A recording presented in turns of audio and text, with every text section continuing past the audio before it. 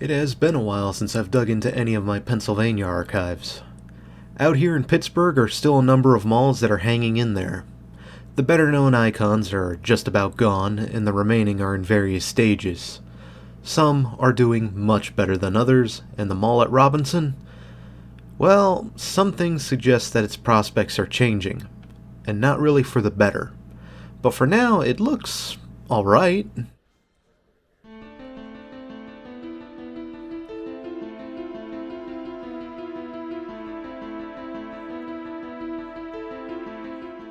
The mall at Robinson is a relative newcomer to the greater Pittsburgh area, with only the Galleria at Pittsburgh Mills being younger than it.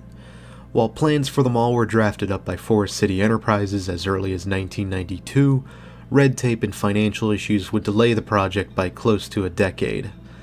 The mall at Robinson would start with Kaufmann's, whom built a freestanding department store and opened in October 1998. The mall itself wouldn't start construction proper until August 31st, 2000. With Kaufmann's already established, JCPenney and Sears would be signed on as anchors with room for two more.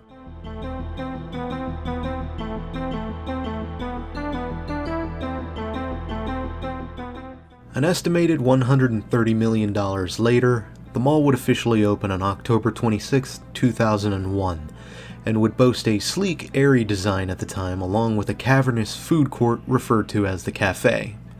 You could expect to shop at the likes of Cache, Motherhood Maternity, Joseph A. Bank, Pacific Sunwear, The Children's Place, Finish Line, Naturalizer, and so much more.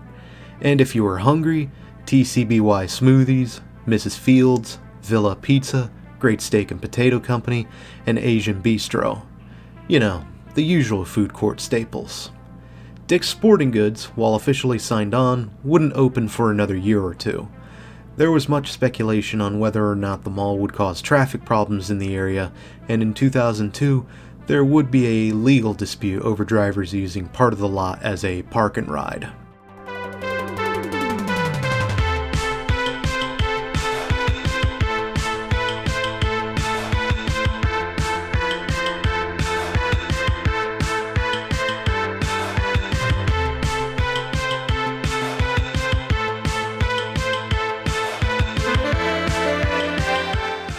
The location of the mall is a rather interesting one. The entire area was gradually developed over the 90s, with the nearby Robinson Town Center coming first in '88. And from some of the maps that came up in archive newspapers, there were supposed to be new road connections that would go around the Robinson Town Center. However, everything, even to this day, seems to have stopped around the mall. There was plenty more built west of the mall and even south, but the north and the east remains completely undeveloped, until 2024, when construction would finally begin on some new streets north of the mall. Any locals to the area, do let me know what's going to come of all that.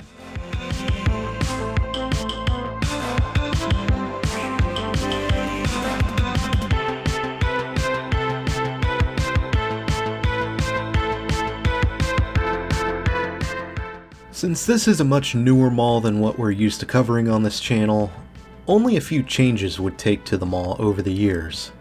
It would have its share of shows, and Kaufmann's would turn over to Macy's in 2006, and the mall would even get a sit-down restaurant in the form of Wahlburgers. I ate there and, well, it's pretty good, but it's not something to go out of the way for. Now, all that going on, there's a backlot attached to the mall that's never been developed. Even to this day, as of the making of this video. Locals will know what I'm talking about, but for those of you not local, have a look at Street View and you'll see it. Apparently, it seems Forest City Enterprises either ran out of money, passion, or they just could never find that fifth anchor. It's like the mall just stagnated after what looked like a strong start. Sears, surprise surprise, would get seared in 2018, and since it's one of the first anchors you see driving in, that's not a good look unless you like empty buildings. I do, but I can recognize that this isn't the place or time for that.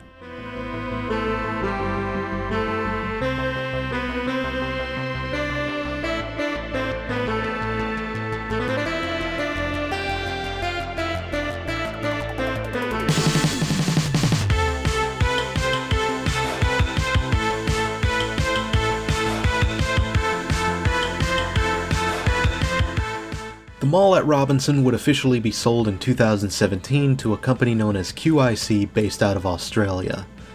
This was part of a greater sale of 10 malls also in Forest City's portfolio. The two were already in a partnership venture going back to 2013, and the final sale is estimated to be roughly $1.5 billion. Post-Gazette statement on the paper, not mine. But in 2022, the mall would be sold again, this time to Kohan Retail for $46 million. Nowhere near the $130 million this mall started out on, but still a decent chunk of change. And this is where things are roughly today. Sears is still empty, which needs to be addressed, and while the interior is still fairly well tenanted with all the usual staples, is it going to stay that way? This is the time where malls really need to reinvent themselves, and while the mall at Robinson still looks nice, it definitely needs some bright ideas. Yes, physical retail is on the decline, but right now, everything is in decline, thanks to the last 4 years.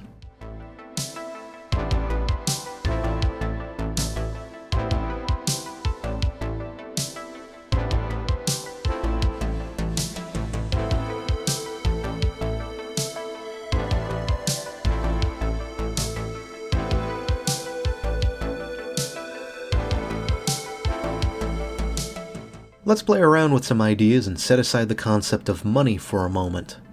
Because I do have an idea or two for this area. Take that grassy lot in the back and develop it into a smaller lifestyle center attached to the mall.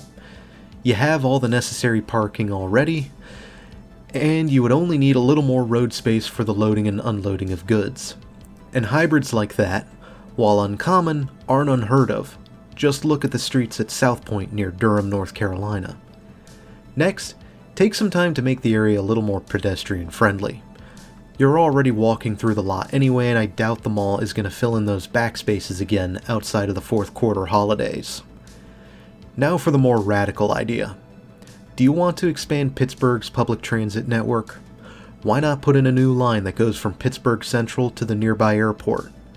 Sure, that's a lot more involved and requires planning, approval, and investment, but I'm sure it would benefit greatly for the mall, travelers, tourists, and even a few locals ideally, especially if you put in a stop at or near Robinson. But I'm sure this is going to be ignored, panned, and outright trashed, and it's unlikely the idea will ever be picked up, but at least it's something.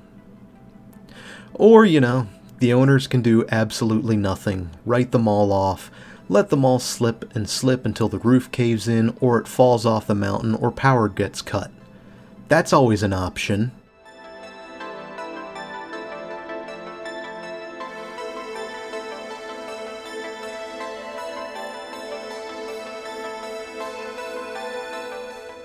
Sears is going to remain a big issue though, but I can see some places that can subsist as a mall without nearly as many anchors.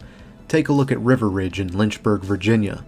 That place went from an aggressively average mall to a modern mall lifestyle center hybrid. It's still not my favorite, but the changes have brought some new life into the place. Over there, Sears has been replaced by a strip mall portion, and the old Macy's has been replaced by smaller buildings with a road and pedwalk between them and the mall. The question is, what do you replace this Sears with? Apartments? Outparcels? A hotel? Entertainment? That I can't answer definitively, but surely something would be a good fit. Until next time, Pittsburgh, this is Doomie Grunt wishing you, and the mall at Robinson, farewell and good luck. You're gonna need it.